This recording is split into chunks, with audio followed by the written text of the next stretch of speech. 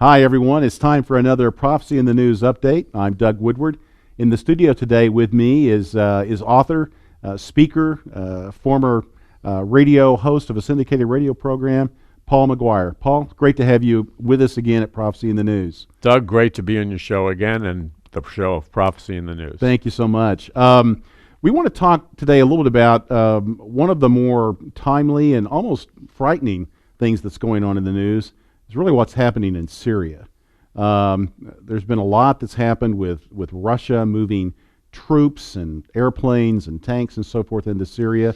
And there's a lot of concern about the U.S. planes and the Russian planes kind of bumping into each other, which could be a disaster and could even lend to some kind of confrontation. So what's your sense of what's going on there, and how worrisome, is it? And should people be following this closely? What do you think, Paul? Well, Doug, I think they definitely should be following it closely because the military theater, if you will, and environment of that area with Syria and Russia going in, it is the perfect opportunity to trigger a World War III or a regional thermonuclear war, or God forbid, a global nuclear confrontation. You have a superpower, Russia, massive military, going into Syria, bumping heads with the United States, but the United States is kind of leaving a vacuum. Mm-hmm. And one wonders, are we leaving a vacuum on purpose?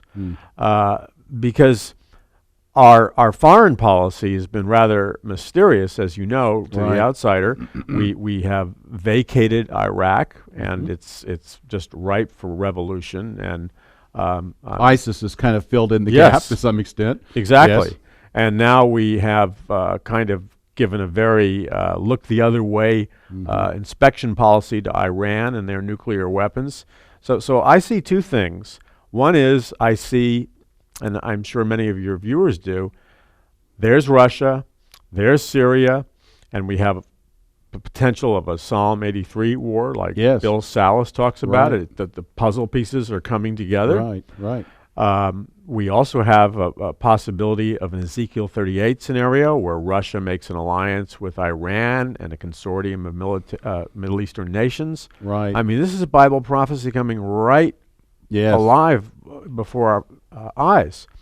So in addition to that, we have the UN pushing, like in a hyperdrive state, this global order, the international monetary crisis, and the reliance on petrofuel, and surrounding all these nations is oil. Right. It's like a powder keg almost, with this potential confrontation kind of being a fuse, if you will. Yeah, you just read my mind. That's exactly what I was going to say. It's a powder keg, and it's just waiting for a match.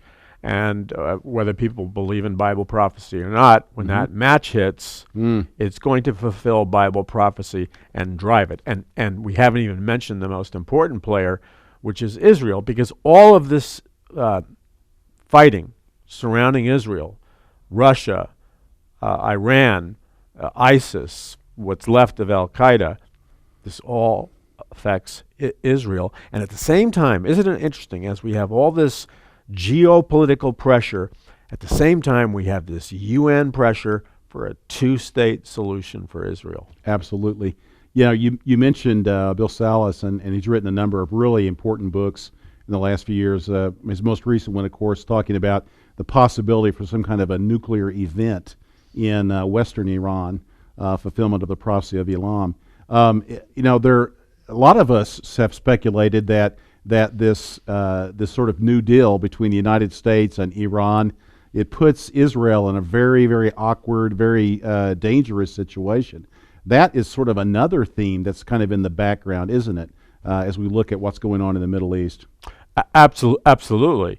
These actions puts Israel under enormous pressure, and I can't help suspect if that enormous pressure is being deliberately engineered, because again, at the same time, this Syria, Russian involvement, U.S. involvement, the pressure is escalating. At the same time, we have the head of the PLO, Abbas, not screaming, but shouting for a two-state solution. We have the administration of the United States talking about a two-state solution. And as you know, even inside Israel, many of the Jews are hoping that a two-state solution will solve their problems. So it's almost, it appears to be an orchestrated crisis. Yeah, it does, and you're right. You're seeing this even at the grassroots level now. The shopkeepers in Jerusalem wondering, well, maybe it'd be better if we just sort of separate everybody, and maybe this two-state solution is not such a bad idea. And of course, as you've talked about before, that can be a pretty dangerous situation as well. So a lot to watch. It's something that I certainly am writing about almost every day on my blog, and I know it's a topic that you're very keen on as well. So it's certainly something we'd encourage our viewers to watch very carefully. It does occupy a lot of time on the news, but nevertheless, keep aware, and most of all, keep looking up.